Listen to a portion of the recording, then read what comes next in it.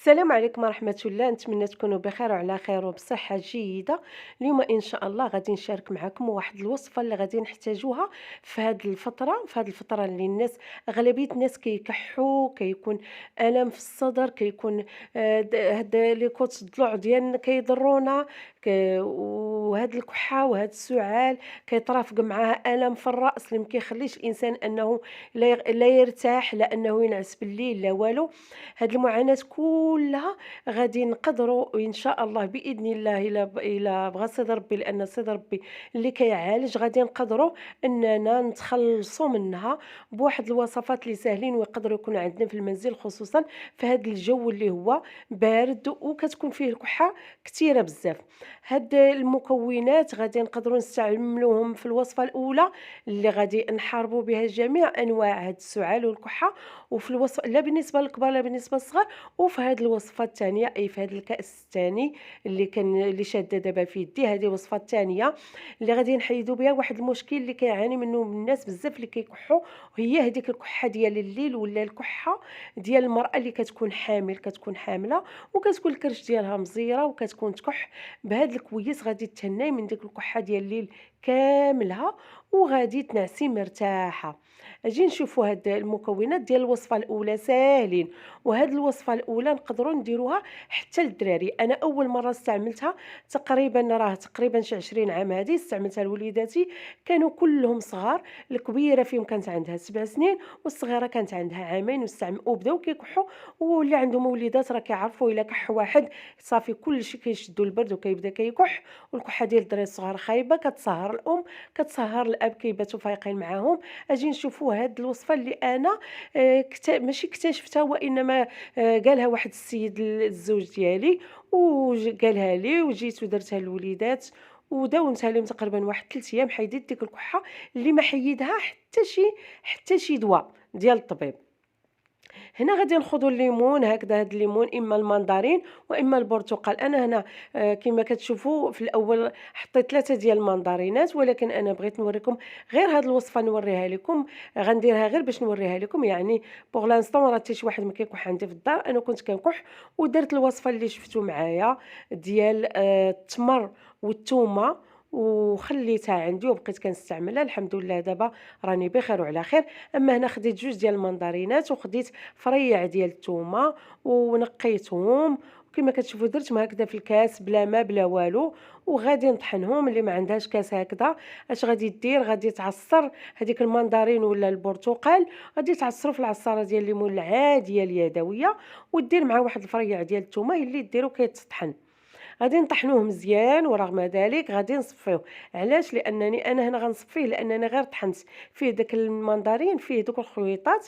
اما انت الا عصرتيه في العصاره العاديه غادا ديري فيه داك التويمه، وراه غادا تطحن مزيان، غير تنقيها وترجعيها في داك العصير ديال الليمون وتعاودي طحنيها في الطحانه. ولا بد ما تطحني. الا مثلا ما كانش عندك وحاولتي غير باش تمعسي، ما عندكش باش تطحني وحاولتي غير باش تمعسي ديك الثومه، ولا ديريها في المعاسه، ولا تقطعيها رقيق، ولا تحكيها، فاش ديريها في الليمون صفيها.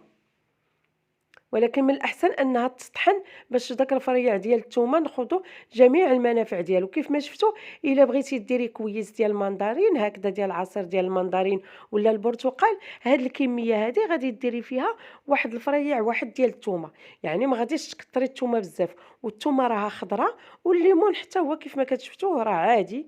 المهم بالنسبة لداك الفريع ديال الثومة كيف ما قلت لكم خضر، اللي عنده الحساسية ديال الثومة الخضراء ما يستعملش هذه الوصفة، يقدر يعوض الثومة بواحد الطريف ديال البصلة، ومن الأحسن تكون البصلة الحمراء. صافي هكذا وغادي ن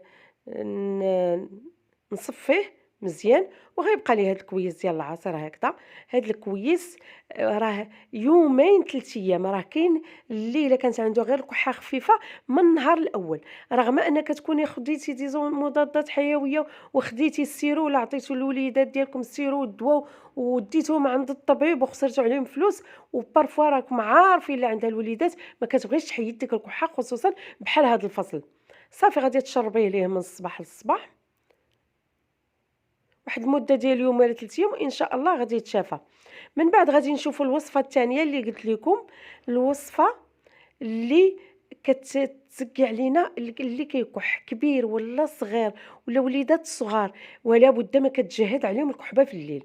غادي تشدي واحد الكويس ديال الحليب كيف ما شفتيه، الحليب كامل الدسم العادي، واحد المقدار ديال الكاس، ودرتو كيغلى فوق البوطه.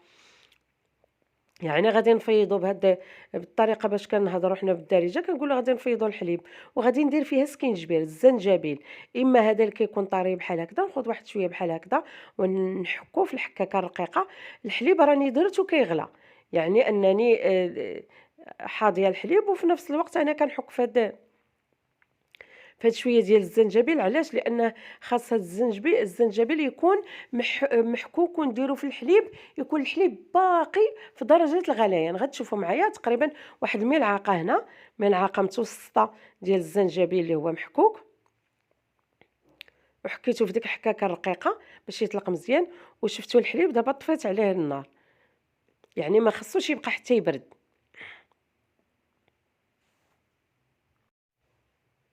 صافي كنديرو هكذا في الحليب اللي هو غالي، وغادي نخليه شويه تيطلق. غنقول لكم واحد كيجوني بزاف الاسئله على حسابيت هذاك الصيام المتقطع اللي درت. انا غادي نجاوب باختصار شديد في الاخر ديال الفيديو.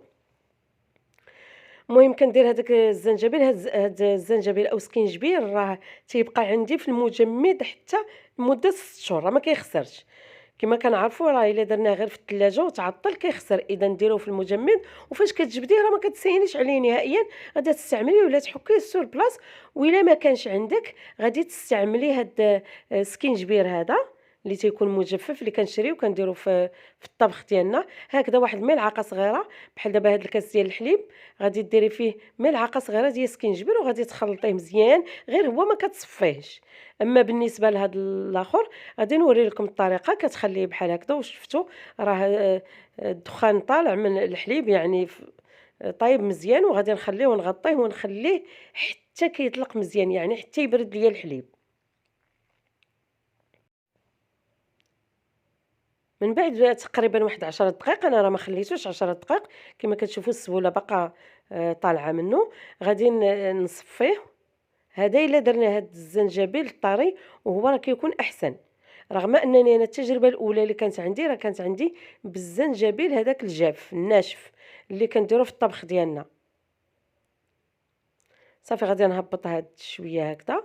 وانا هاد السكينجبير اللي بقى عندي في الصفايه راه ما غاديش نرميه، غادي حتى نصور ونرجعو في كاسرونه ونرجع الحليب ونديرو شي شويه كيسخن لانه غيكون برد، ونخليه حتى كيبرد على خاطرو اللي نستعملو. لاننا هاد الوصفه ماشي مشكل انني نشربها، غير هو انكم خاصكم تشربوها من الاحسن في الليل. علاش؟ باش تعرقي، لحقاش هو تيخرج منك العرق. وإلا خرج منك هذاك العرق كنتي بالنهار وكنتي محركه راه غادي يعاود يضربك البرد. انا في حقيقه الامر في الاول استعملت هذا السكينجبير اللي هو يابس، اللي هو جاف، اللي كنستعملو في الطبخ.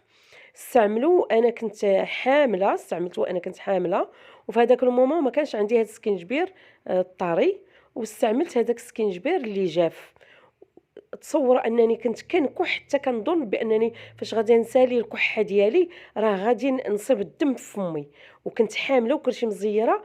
راه والله الا هذه غنحلف لكم باش نتوما ديروها، خصوصا بالنسبه للحاملات. نسيت اشنو هي الكحه اللي كانت شاداني تقريبا شي 3 شهور. يعني انكم ديروها، وخصوصا في الكحه ديال الليل استعملوها راكم غتنعسوا بخير. يعني انكم ما غاديش راه بارفوا الا ضربنا البرد كيكون الم ديال الصدر والم حتى ديال الضلوع. هاد الوصفه لا الاولى لا الثانيه راهم زوينين بزاف. وما هاد الوصفه ديال الحليب والسكينجبير راه كتشربيها هذيك الساعه كتكوني ما كتنعسيش، كتشربيها كتنعسي يعني. وحتى داك لي دولور ديال كيف ما قلت لكم ديال الحامله اللي كتكون كرشه كتحس بها كتمزق، راه زوين ليها بزاف. غير هي بالنسبه للحامل ما تكثرش من هاد السكينجبير، دير غير رويس ديال معلقه، وغير من في الوقت اللي كتجيها الكحه فقط. أما الوصفة الأولى زوينة بالنسبة للعلاج، يعني كتعالج التومة أونتيبيوتيك والليمون راه فيه الفيتامين سي، ونقدروا نعوضوه بالبرتقال، ما نعوضوهش بالحامض لأنها عن تجربة كتجي قاصحة بزاف. لا الوصفة الأولى لا الوصفة الثانية راهم غزالات، نتمنى أنكم ديروهم وديرهم أي إنسانة كتعاني وتبارطاجيوهم مع الناس اللي كيعانيو وما باغا من هاد الوصفات والو إلا رحمة الوالدين. راهم زوينين بزاف عن تجربة، غير ديروها وغادي تفكوا من الكحة اللي هي كتخوفنا خصوصا في هاد الوقت ديال الوباء. أما بالنسبة للبنات اللي كيسولوني بزاف وكتجي بزاف ديال الأسئلة، ورغم أنني كنجاوب بعض الخطرات في لي كومونتير إلا أن السؤال كيتعاود، واش أنا باقا دايرة الصيام متقطع؟ كنت أنا كملت 3 شهور وأنا نقطعو، ولكن جاوني بزاف ديال البنات، أنا بحالي بحالكم ملي سمعتها راني كنجربها. جاوني بزاف ديال البنات ديال السيدات تيقولوا لي راه إلا حيدتي الصيام متقطع غيرجع لك السكر. أنا حيدته لمدة تقريبا شي 15 يوم والسكر ديالي باقي مقاد، ولكن أنا رجعت للصيام المتقطع مرة علاش؟ لأنه لقيت عليه الراحة ديالي. الإنسان اللي كيكون تيعاني وما عندوش المناعة إلا لقى الراحة على شي حاجة راه غادي يديرها. أنا هاد الصيام المتقطع لقيت عليه الراحة ديالي بزاف. أولا خسيت، حيدت الدهون ديال البطن، بعض الدهون اللي كتكون زايدة في الجسم حسيت بها بأن يعني وليت مرتاحة أكثر في لو كور ديالي في الجسم ديالي. وبزاف ديال المعاناة أن هذاك بارفوا كيحس براسو بحال الواحد طايح ليه طونسيون ما قادرش يشقى مزيان في الدار، غادي يوقف واحد ساعة ولا 2 سوايع ويسخف. أنا كنت بحال هكذا لأنني ما عنديش المناعة، ولكن دابا وليت حاسة براسي بخير.